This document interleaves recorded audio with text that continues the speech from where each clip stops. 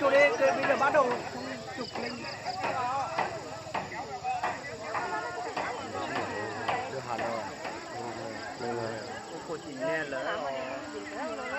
Tụi họ đi biết là tìm tung tia là mà. Đó tụi lấy tụi Alo.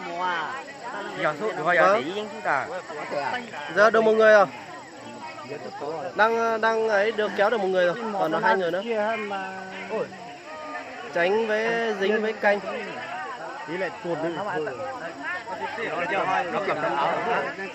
Đang rơi xuống hồ rồi, bây giờ lật thuyền lật là qua đuối nước rồi. Tránh với dính với canh này. Đấy canh chụp mặt cú này.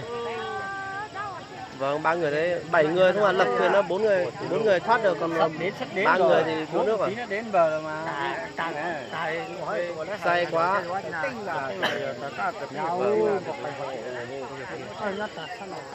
Tránh không ra được, nó ở đấy rồi.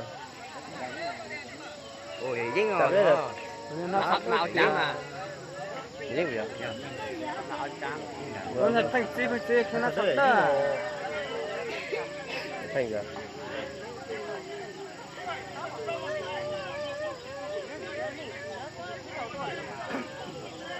Nó chỉ kéo cái lò sắt nó là họ để kéo thì Phải này từ từ. Nhận đấy. Một khi tôi lên. Khi cho vào dầu lò sắt. Ủa tôi là gì kìa mà. Nó phải chỉ rồi.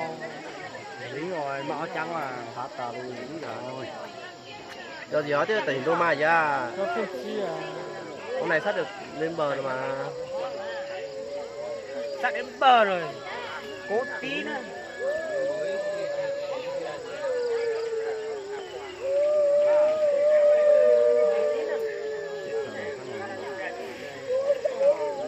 Đi hết rồi.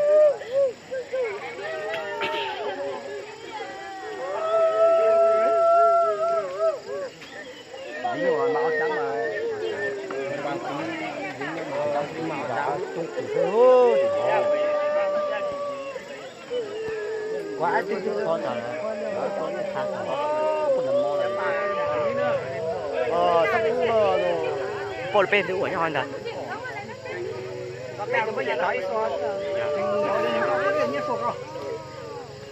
Rồi, nhau chả?